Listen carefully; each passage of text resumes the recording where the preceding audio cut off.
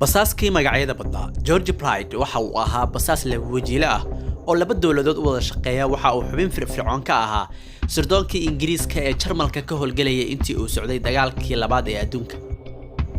George Albert Bihar waxa uu dhashay sanadkii 1922 waxa uu ku dhashay magaalada Rotterdam ee dalka Netherlands. waxa dhalay hooyo cadaan ah iyo aabba asalkiisu Yahuudi yahay oo ka soo jeeda dalka Masar.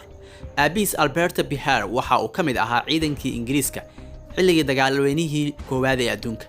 George waxa uu aaminsanaa ama aad u taageersanaa nidaamka shuuciga ah sidaas darteed waxa uu iyana si daacad ah ula shaqeynayay kana tirsanaa sirdoonkii Ruushka.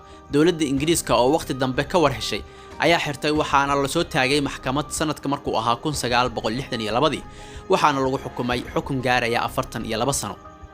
basaaskan laba kaarlaha waxa uu ahaa mid khibrad badan waxayna noqotay mid la yaab leh markii 22 Oktoobar sanadkii 1966 Blake uu ka baxsaday xabsiga kadib markii uu jabiyay daaqad qolkiisa ku taalay waqti fiidka ah ilaa 6-7 habeenimo waqtigaas oo maxaabiista iyo ciidan kale ee aad ugu mashquulsanaayeen ama ay daawanayeen filim toddobaadle ahaa.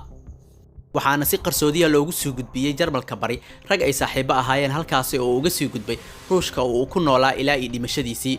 waxa uu la baxay magacyo badan waxaana ahaa basaas magacyo badan midabo badan leh. tusaale ahaan magaca Richard Exxon waxa uu ahaa magac caan ka ah dunida sirdoonka laakiin waligii wajigiisa cidna ma aqoon.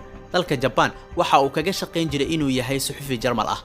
ka sokow inuu ahaa basaas khibrad badan George Pride khibradaas waxa uu dheereed inuu ahaa mid aad u yaqaan sida la isku qariyo haddana aad wax uga og dhaqamada sirdoonka reer galbeedka iyo kuwa bariga.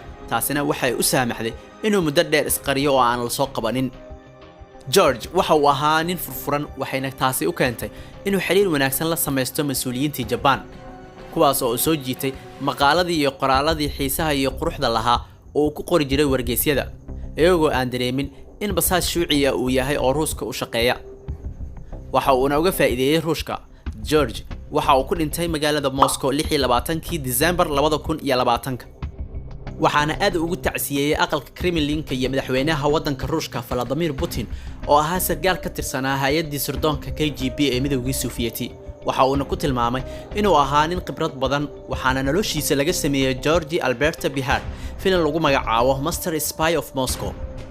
intaas ayaa daawada ku soo gabagabeynayna tixanaha sirdoonka. fadlan like sar page-ka